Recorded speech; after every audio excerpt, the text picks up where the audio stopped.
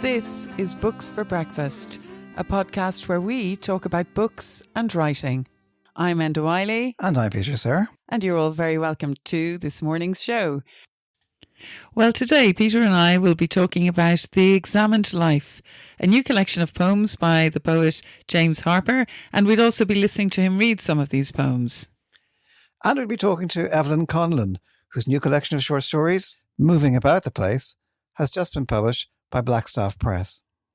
So, the coffee's made, the toast is on, and the books are on the table. It's a great pleasure to be on Books for Breakfast, and I'd like to thank Enda and Peter, who are not only brilliant poets, but also brilliant podcasters. My book, The Examined Life, is basically an odyssey through boarding school during the 1970s, and tries to capture the flavour of the times and the pressures of school life. J.K. Rowling has given boarding schools a makeover as places of coziness and magic, but now I'm told there is a branch of psychotherapy known as boarding school syndrome. My school was a long way off Hogwarts, and the only magic I had was escaping into the world of Homer's Troy, which was part of my studies. My own situation was made more complicated by the fact that my parents were splitting up at this time. So that was James Harper, and he was talking about his new collection of poetry. It's called The Examined Life, and it's published by Two Rivers Press. I have to say there was a clatter in our house when this book arrived. It was shoved through the letterbox. The dog nearly ate it. I raced up the stairs, got under the duvet and started to read it. And Peter, I did that to keep it away from you because I knew if you saw it, I'd never see it again. And I just thoroughly have been enjoying these poems. It comes with, quite impressively actually, I have to say, an introduction by Stephen Fry.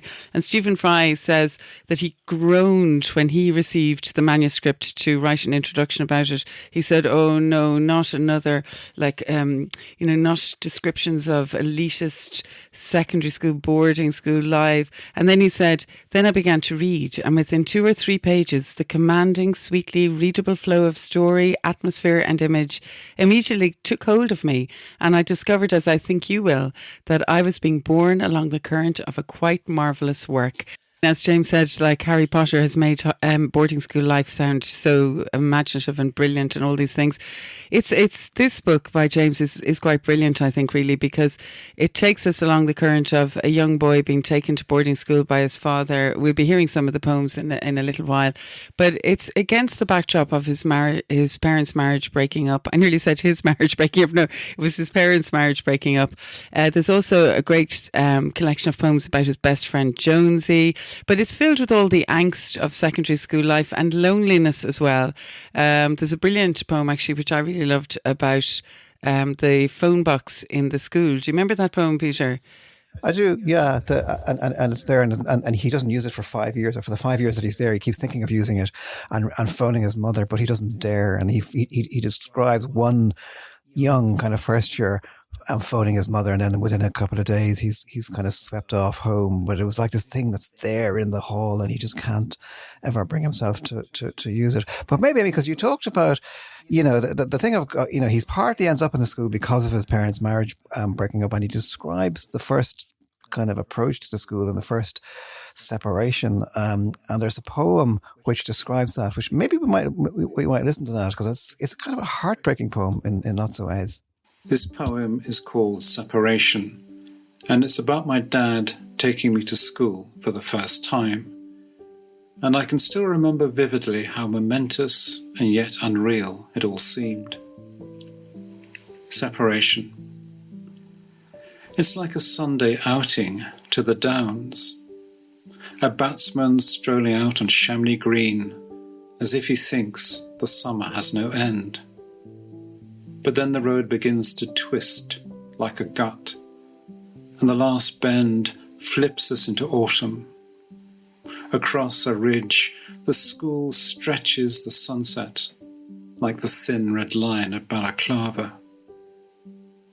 We drive in silence through the iron gates and park, get out, as calm as undertakers.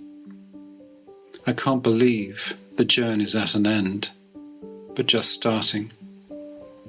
a bell rings, like fate. We stand, talk like friends of friends. Then Dad recites the pep talk he's rehearsed. My ears can hardly bear each kindly phrase. My eyes are turning to my bedroom posters, and I wonder what my mum is doing now, shelling peas while watching songs of praise. I get a hug from Dad and watch him go. He drives off with a grin that's not his own and takes my childhood home. Oh, that's just such a brilliant poem. I'm really glad that James recorded it for us. Those last lines, drives off with a grin that's not his own and takes my childhood home. I know, Peter, they're the kind of lines that you just kind of say as you go around the house after you've read them or as you're out walking on the street. They're really fantastic poems. And I found myself with this collection just thinking and thinking about it and really feeling for him. It's full of emotion, isn't it, Peter, this collection? It is, yeah. And it's full of, it's full of descriptions of, the kind of everyday life at a school. There's all kinds of brilliant stuff. Just living in fear of the bell and, constantly being examined. It's called the examined life, which is the old Socratic thing of, the life, the unexamined life is not worth living. But it's also the fact that they are subject to examination, the whole time. But it's also full of, you have the kind of descriptions of the teachers. There's one I like a lot, which is called The Master with the Sports Car. And it's like this idea that every school has one of these teachers, and this is his version of it. Yeah, and actually I love that as well because he's kind of the master who gets away with his sideburns and Chelsea boots. And I think it says something like, if you listen to it now, curriculum could not clip his wings. But I'd love to hear James reading that. This poem is called The Master with the Sports Car. During my 5 years at school, there always seemed to be at any given time a master with a sports car, and he always had the hint of the maverick about him. When I've talked to other ex-students from boarding schools, they have invariably said, "Oh yes, we had one of those, a master with a sports car," and I realised then that he was an archetype. The master with the sports car. A swallow left behind, still lit with summer. He nested in our wintry school and warmed us with his tales of rive gauche glamour, Sorbonne in 68, Truffaut, Sartre. His sideburns, Chelsea boots and Romeo curls curdled the smiles of all the wartime masters.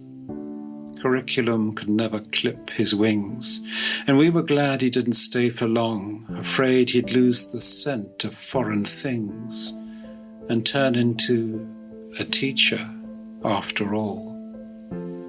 Better to picture him in Kentish lanes, roof down, low slung, speeding to the channel, to see his sunglassed eyes and mirrored glance at poplars streaming back through wine-dark France. It's quite brilliant, isn't it, Peter? That poem, The Master with the Sports Car.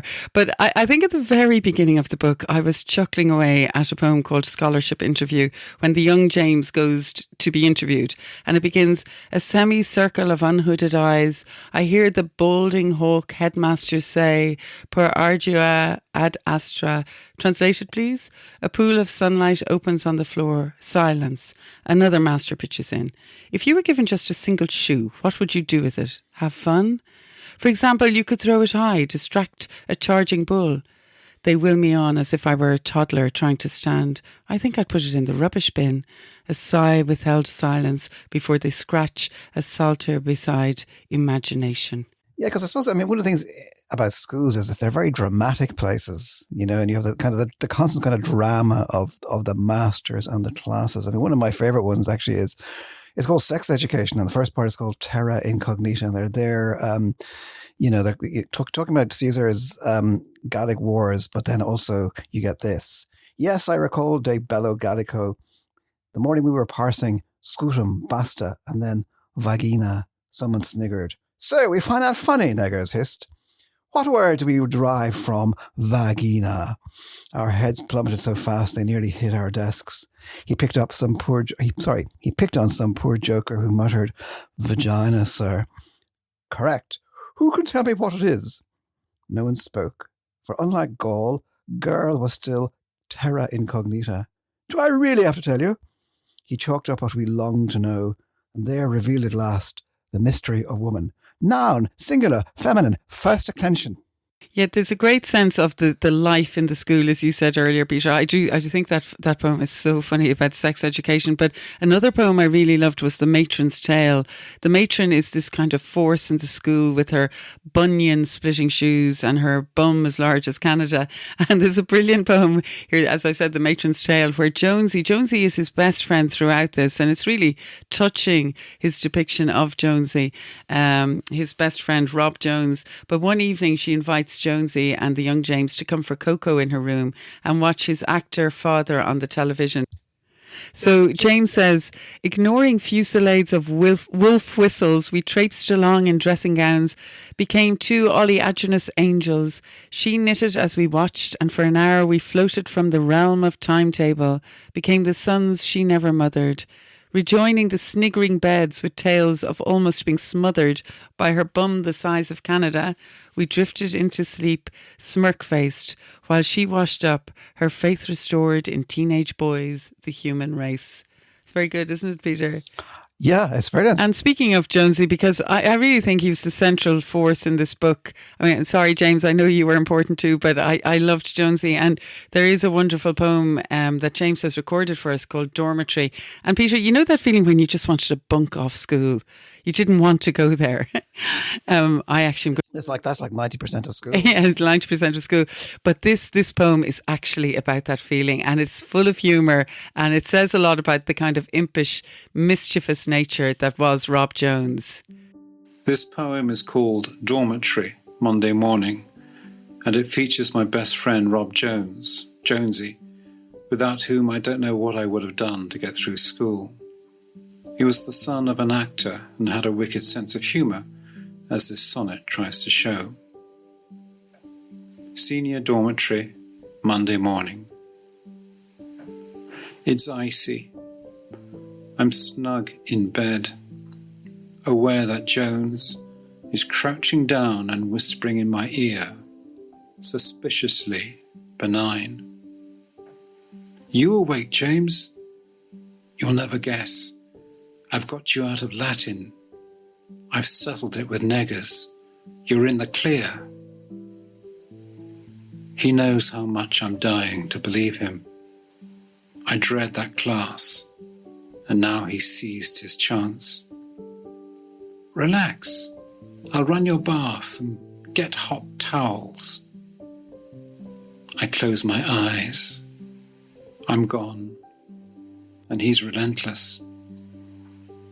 But first, I'll bring the croissants, café au lait, and then perhaps a fat hand-rolled gauloise.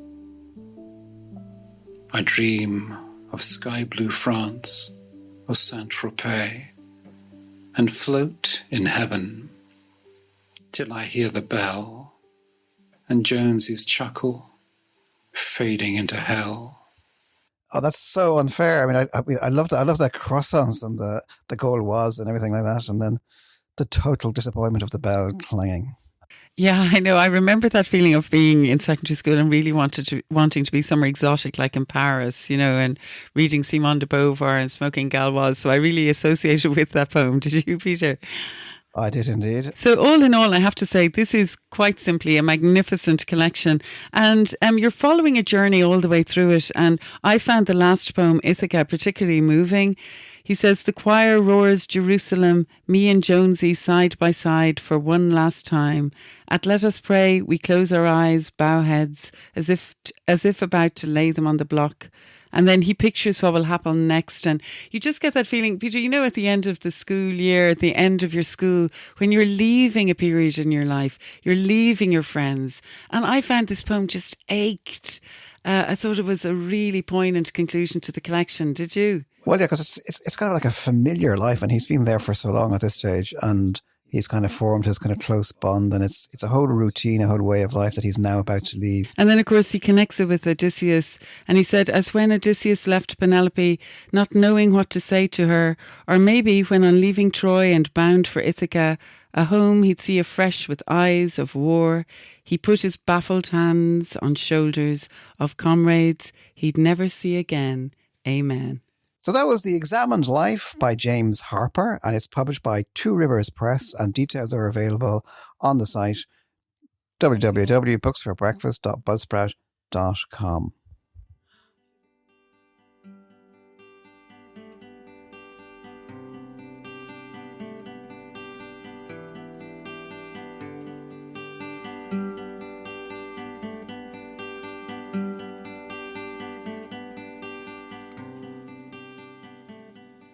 Well, it's no surprise to Books for Breakfast that a wide-ranging, inventive collection of short stories moving about the place has been so highly anticipated. And it's great news that it's just been published by Blackstaff Press and it's available to buy. So Evelyn Conlon is the author of this collection, and we'd like to welcome her to the breakfast table this morning. Evelyn is one of Ireland's most important writers. She was born in County Monaghan. She lives in Dublin. She's the author of 4 novels and 3 short story collections. Her work has been widely anthologised and translated. She's also the editor of 4 anthologies, including Cutting the Night in Two, short stories by Irish women writers, and later on, the Monaghan Bombing Memorial Anthology, which became a centrepiece for a lecture series, The Language of War at the University of Bologna. The title story of her first collection, Taking Scarlet as a Real Colour, has been performed at the Edinburgh Theatre Festival. Her radio essays, they're often heard on the radio, and she teaches writing on Carlow University, Pittsburgh's MFA writing programme. Evelyn's also a member of ESONA. Her new collection of short stories, Moving About the Place, which we will soon hear about, she's going to talk to us about it in a few minutes, is a collection which brings together the very best of her work from the last 10 years. Some were previously published in The Stinging Fly and Dubliners 100, 15 new stories, which came out from Tramp Press. But it's a collection which also includes a number of new short stories, including, interestingly, I thought anyway, a novella-length story. Peter and myself, we've been thoroughly enjoying Moving About the Place. It's a vividly imagined, wide-ranging collection which is worldwide in scope, and it's fuelled by a compelling variety of settings in time and place. These are stories, it has to be said too, that don't shy from addressing important issues of feminism, war and emigration. History, politics, movement, borders, they're also all scrutinised in these brilliantly observed stories, and they're often wittily told, and they're always highly memorable. So Evelyn Conlon, you are very welcome, and congratulations on your collection. We feel very lucky because it's just hot off the press, isn't it? And you must be delighted to have it out. Oh, well, it's great to see work, you know, when you've worked on stories for a while, and then the editor comes in, Patsy Horton in this case from Blackstaff, and she sees something in a continuation in the stories that you don't see yourself. So it's very interesting to see them actually between the covers and with a cover on it. I know, which is behind you. I can see it there. And Evelyn, it's true. It just gives a new life to them now that they're between covers, as you said, and not bed covers, but a beautiful cover as well. Yeah. So we thought it'd be lovely, though, Evelyn, to hear you starting off with an excerpt. You said you'd love to read from a story called Disturbing Words for us. So if you want to lead into that, Evelyn, we'd love to hear the piece you've chosen. Right. I'll do that. And Disturbing Words is a story about border, essentially. And in particular about our border in Ireland, but not just about the border here, but what that effect has. And it's the person who is narrating this story has been affected by the border. For as long as they could remember, my father was a pernickety sort of man, particularly around language, and my mother seemed to follow suit, although some of the women weren't sure if the following suit was a sleight of hand. They thought that it might have been her who started it. She was known as a reader. Serious reading hid in her very nerve. She got terribly annoyed about the man who had come walking along here when he was writing a book and had lied about things she had told him. When she brought it up with the women, they could see that it mattered more to her than it did to them. Imagine pretending when there was no need to, she said indignantly, as if we wouldn't find out, as if we didn't read on the border. They nodded their heads towards her. She spoke the truth. And now they were gathered, talking their ways through the shock of them both gone. Remember the time he dressed you down for saying UK, someone called to Jerry Moore? And Jerry, who is a perfect mimic, brought my father's voice straight into the room. Let's not get lazy. It's England, or Britain if you want. United Kingdom of Great Britain and Northern Ireland, not around here. And as for an Ulster Scot, that's a Monaghan woman in Edinburgh. Scotch-Irish, that's how it goes. If we mind our language, the rest will follow. And we all stayed quiet in honour of the man who had thought that language mattered and the woman who liked the sound of truth. My father had been hurt young by the border. The line ran on the top of their ditch. His mother had mourned the loss of her friends from both sides of the house. That's making them from a different country. How can that be? She stopped to think about it some more. So, if you were born in the 6 counties before now, where will they say you were from? You can't have been from somewhere that never was. She looked out over the imaginary divide as people have always done. That is, people who have lived on borders. But you haven't lost them, my grandfather said. You'll just have to go through a checkpoint to see them. You'd soon get tired of that, she said, looking over to the field, third from the window, that would now be in a different country. Thank you so much, Evelyn. Actually, you know what? It was brilliant when you said you were going to read from that story because it's one of my favourite stories. And you can hear there, it's so distinctive and the ending is absolutely brilliant. I had to chuckle, Evelyn. I had more than one chuckle reading that story. But so I just wanted to ask you, like, it is such a wide-ranging collection. Rome, Hiroshima, Australia, Abu Dhabi, Indonesia, Japan, Italy, Skerries, Monaghan. They're just some of the places these stories travel to. And the stories are so interesting. They're also diverse. You know, the man and the woman who travel to the equator because they have this lie that's burdening them that they told during the anti-apartheid days. There's the woman in Hiroshima who decides to get pregnant because after she survived the bomb. There's the Irish woman's attempt to assassinate Mussolini, and these are just some of the wide-ranging stories on offer in this collection. And we could hear it there in the piece you read, all wittily written. They kind of cleverly get into the head of the narrator and into the head of the reader, and I felt I was left wanting more, which is absolutely brilliant. When you finish a story, you want to keep going.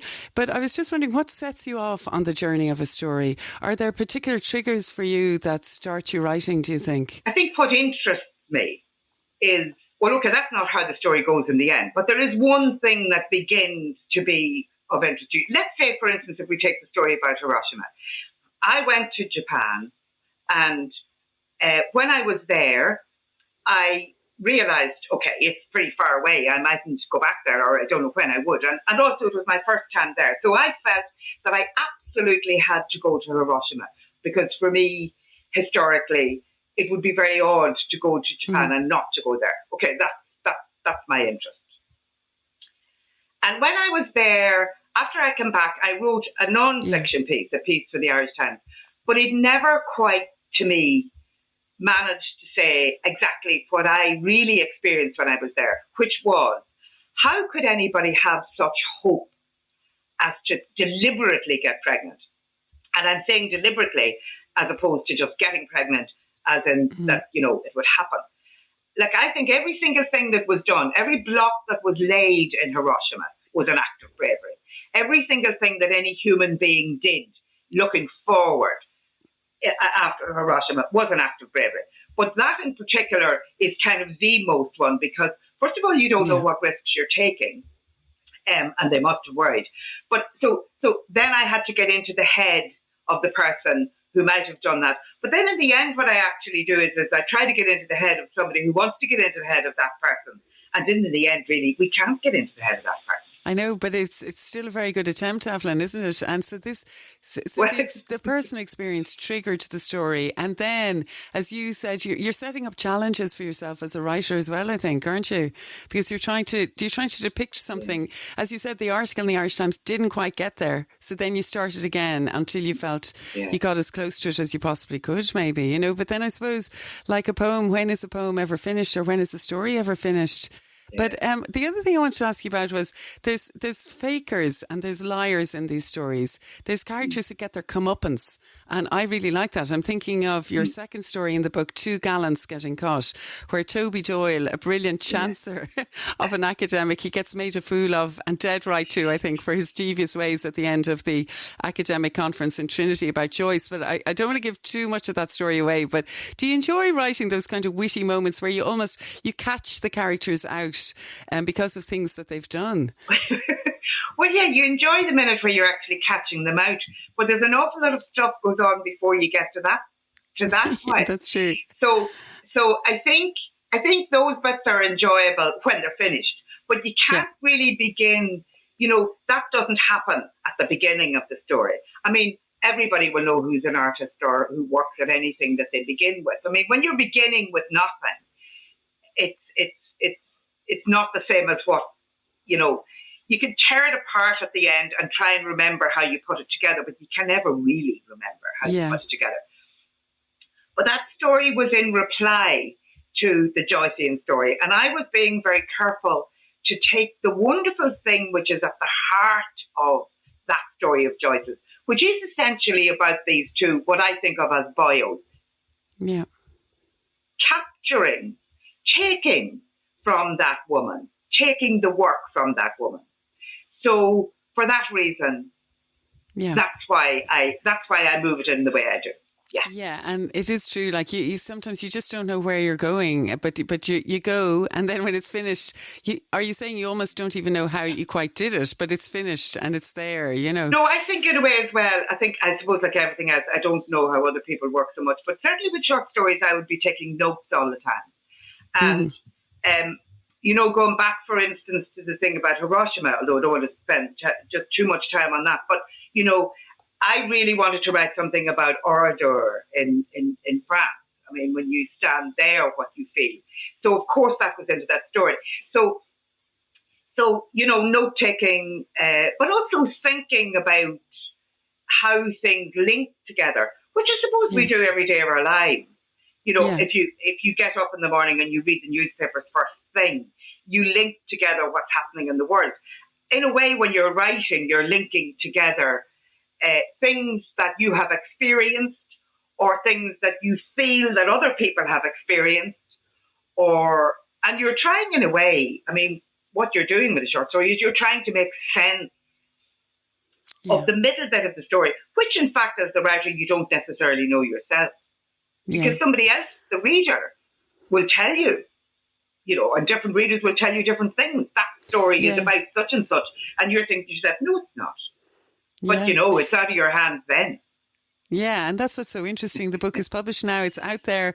You're going to be getting really varied and interesting responses, maybe as wide-ranging as the stories themselves, Evelyn, which would be great. Okay. I wanted to ask you as well about women set in historical times. Imagine Them is the story of Mary Lee and her daughter Evelyn sailing from Ireland in the 19th century to Australia, and Mary's tireless efforts to get South Australian women to vote. Then you have Dear You with Violet Gibson, the Irish woman who tries to shoot Mussolini. I loved the formality of voice, the intricate details of Rome, the politics of Violet's family, the steadfastness of her intentions. If I can just quote a little bit from it, Evelyn, despite the beauty of Rome, despite its paintings, its pencil-thin trees rising inexplicably towards the blue skies, its lavish avenues and its bright sunsets, there was a rotting thing growing through that man Mussolini and his followers.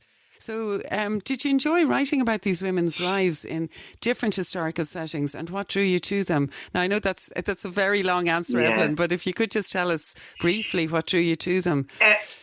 Briefly, the one about Violet Gibson, which I was vaguely aware of, but which I really became aware of. In fact, through a book review, I think that Dermot Bolger wrote about Frances Stoner Saunders' book on Violet Gibson. And that's how I came to it first. And it stayed in my head. Extraordinarily stayed in my head. Now, I was sort of quite delighted that, okay, this is going to be a short story, not a novel. And I really just knew that I wanted to get as much of the information about her life as possible, but really try to get inside her head, but also to bring up the notion of what does mad mean? And how did this woman end up in an asylum all her life? Yeah. for the entire, until the day she died, which essentially really was about hiding her away. She died in Northampton Asylum. And I begin the story. Finding the way to tell that story was the hardest bit of it, because I was going to tell it from the maid's point of view. I was going to tell it in the third person. I was going to tell it from perhaps a man coming across the story.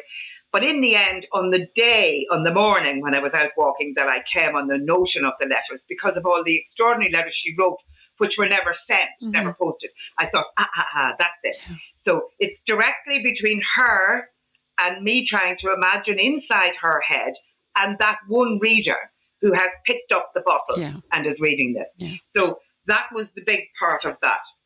And of course, I thoroughly enjoyed trying to imagine it. Now, the Mary Lee one, that story is a different one altogether, because I was astounded to find out that the campaigner, like the person who did the most astonishing amount of work, and it was ended up on a commemorative coin in Australia, about the women on the vote in South Australia, which they were second place in the world to get the vote. And she was from Monaghan. She was originally from Monaghan, my own home county. And she had gone to Australia in her late 50s. Her husband was dead. Her son was ill. Herself and the daughter, Evelyn, had gone to Australia essentially to get her son better, which didn't happen. And then they stayed on. And actually, they stayed on probably because she didn't have the money to come back. And then what she did with her life was amazing. Yeah, amazing. So, it's a short story. It's a short story. I could have spent a lot more time with her, but I wanted to just get this thing about, how does this woman do this? Yeah. And I also wanted to put her on the map of our consciousness. So that's it. Yeah. Yeah, I mean, extraordinary two women, Evelyn. So well done. I loved those stories. Peter, you want to get in there because I know Peter's got loads of questions as well. I suppose following on from that, one of the striking things about the stories is the importance of voice in the stories. And a lot of them use first-person narrative. And I'm just wondering about the special attraction of this form from you. I mean, that's a very good example of that is the story that you've talked about there, the woman who shot Mussolini, but getting into someone's head and sort of telling the story from that point of view. I'm just interested in that. Funny enough, I suppose I don't really think about it all the time. It kind of comes to me in whatever way it comes. But the one about Violet Gibson and the woman who shot Mussolini, that was different. I really had to work on that before I found it as a voice. But when you asked that question, Peter, I suddenly remember going to a poetry reading of Scottish poets, James Kelman, and you'll help me now with the other person's name who might have been there, in the Writers' Centre.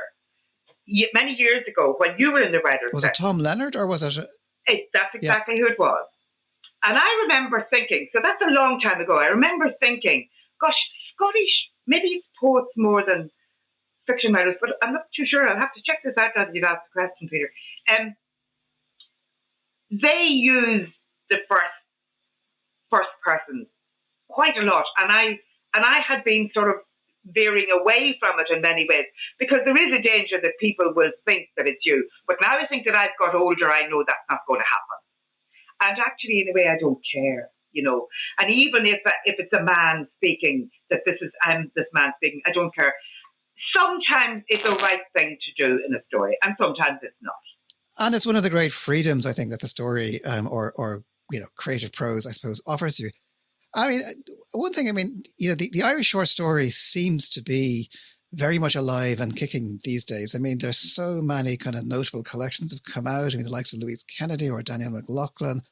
There's Philip O'Kelly, whose book we reviewed on this podcast last week. You've Claire Keegan, A.G. Gwynn, and many, many others. And I just wonder, what is it about the form that's so attractive and and that draws so many Irish writers to it? I don't know, and I don't know. In a way, I don't know it. And in a way, I don't think they know either. And it's a very dangerous thing to sort of say. But, sometimes if you look at somebody playing their own music and you think, okay, I can learn that. I can do that. And then you realize you can't. Now, sometimes you can.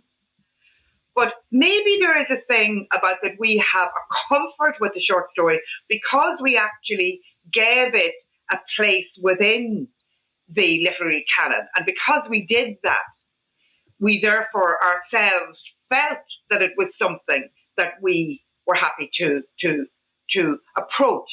And you know, sometimes, I mean, I have heard a few Irish novelists disparaging the short story. I have also heard a few Irish novelists who then decided to write one, and they couldn't, but they don't know they couldn't, because they actually didn't understand what the short story is. Who knows what the short story is? Because in the end of the day, it's just that width. It's like, it's not, you're not sitting down to read the 190 pages or 200 pages or whatever. You're not going to be, you cannot be bored for 1 second. Within a novel, you can bore the reader briefly. You can even bore yourself briefly. If you decide, listen, I'm actually going to describe this tree. I mean, I know I'm going to lose some people by the end of it, but I'm going to do it. Within a short story, you absolutely cannot bore either the reader or yourself for 1 second. So it's a very specific art form. And to me, who was it who said, assemble everything, something's going to happen. And that's what a short story really is about. Is something has to happen. Now, the happen could be a thought. It doesn't mean that there has to be an event, but something has to happen within a very short space of time. So it's a very specific thing. Oh, so I was just getting totally absorbed in that and thinking about it. We'll have to continue this conversation on afterwards, Evelyn. But anyway, thanks for that, Evelyn. It's now time for you to rise to the Toaster Challenge, where you're going to talk for 2 to 3 minutes about a book that you really like. And I think Peter's going to count you in. Have you got the toaster there, Peter? And the bread? I'm going to count you in 1, 2, 3, and off you go, Evelyn. Okay. Well, I'm going to talk about and bring your attention to Grace Paley's Enormous Changes at the Last Minute, which is a collection of short stories, one of her 3, and some of the most extraordinary work I think that I've ever read. Now, okay, so why is one book more important to you than another? And in a way, it's impossible to say that, because I would say, for instance, to young writers starting, you must get more than one favourite writer, because they might worry that they would be derivative of their favourite writer. If you have 20 favourite writers, you cannot be derivative of 20. You can of one.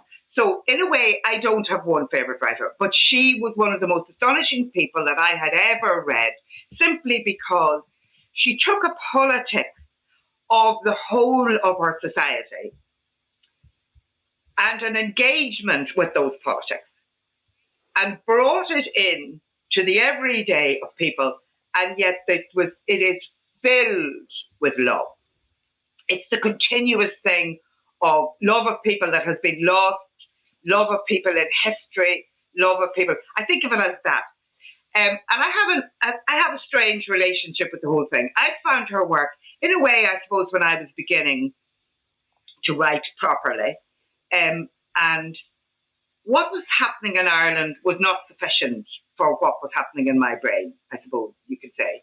So I was looking outwards for the writing that meant something to me, or that would give me the right to continue working on the way I wanted to work. Every single writer has to do that.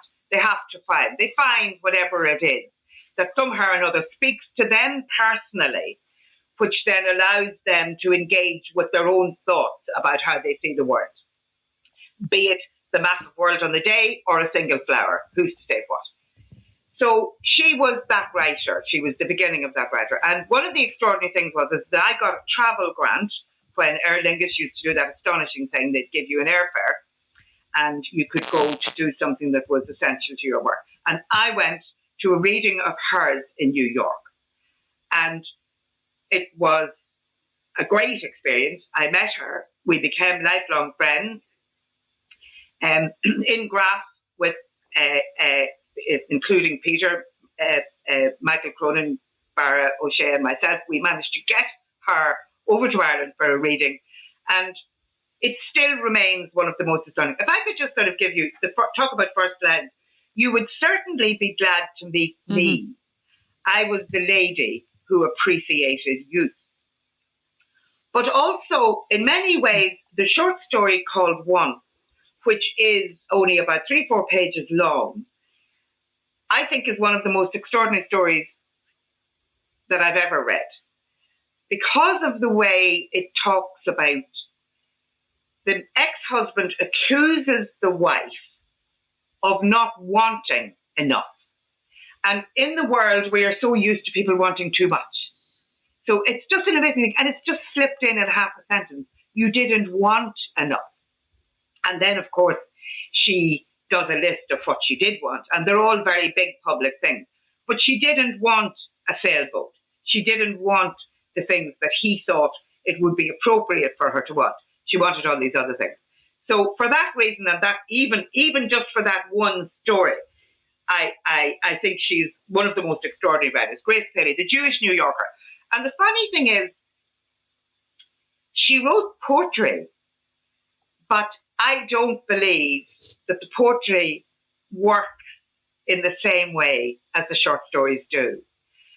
Even though the short stories are actually very poetic, and they're very poetic about the way people's lives and how you could deal with disaster and how the personal disasters within life have to be put in a context in order to be able to get on with it.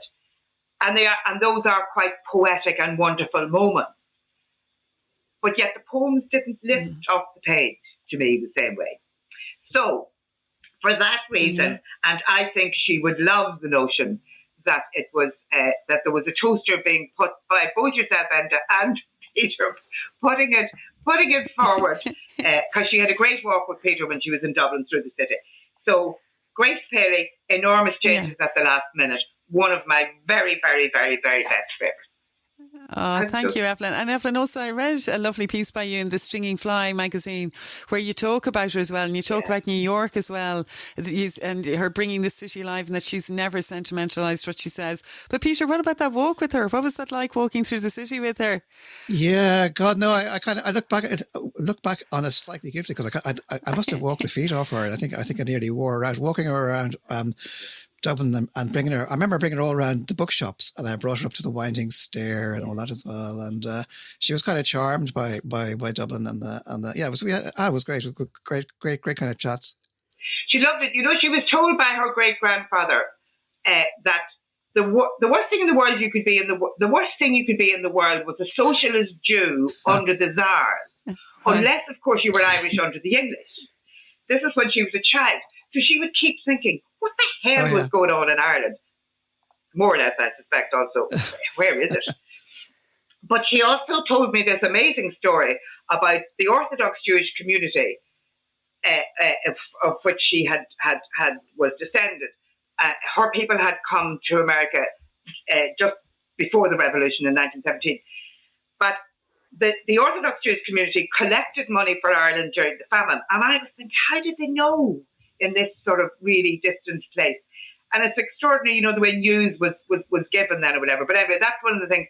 So that was her first visit to Ireland, having had this sentence in her head that her grandfather had said from all those years before. So she loved the walk. She loved walking Dublin. Evelyn, that was brilliant talking to you. That was Evelyn Conlon talking to us about Grace Paley's enormous changes at the last minute. I'm definitely going to go back and read those stories again.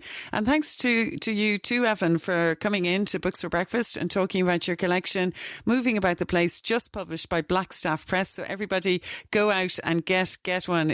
You're really going to enjoy it. And as usual, all details on Grace Paley and Evelyn Conlon's book will be available on www.booksforbreakfast.com.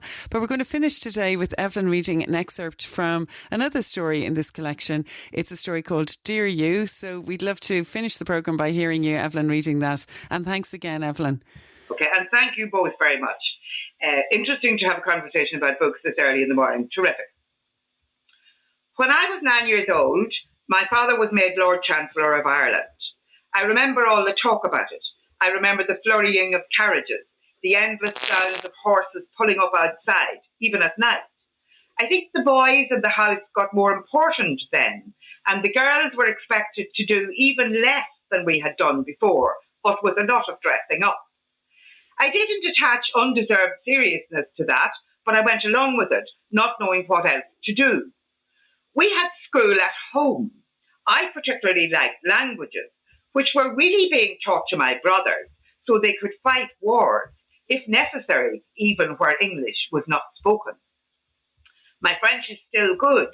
All our time at Boulogne-sur-Mer polished it nicely, and my Italian is a particular love. The Italians still have the best poems. We read what we were told to read until I discovered that you could find other books too, some of which I got from Willie. But to get back to my growing up, I did my best to mostly fit in, despite my reading. I occasionally brought up a conversation about women voting. I heard of it sometimes, and my father congratulated himself that he approved, but I knew that he would want to tell us how to do it if it ever did happen. He had a way of looking at me, rather startled, when I mentioned it. The same look he said when he said, "Enough is enough." I could hear the capitals on the words. And when that day did come, years after he died, I remembered that I asked my sister not to put on a corset just for once. I said to her, "Oh, for heaven's sake, we're going to vote." And she looked at me like our father used to. I was 50 when I shot Mussolini. A good age, I think, to do it. Don't you?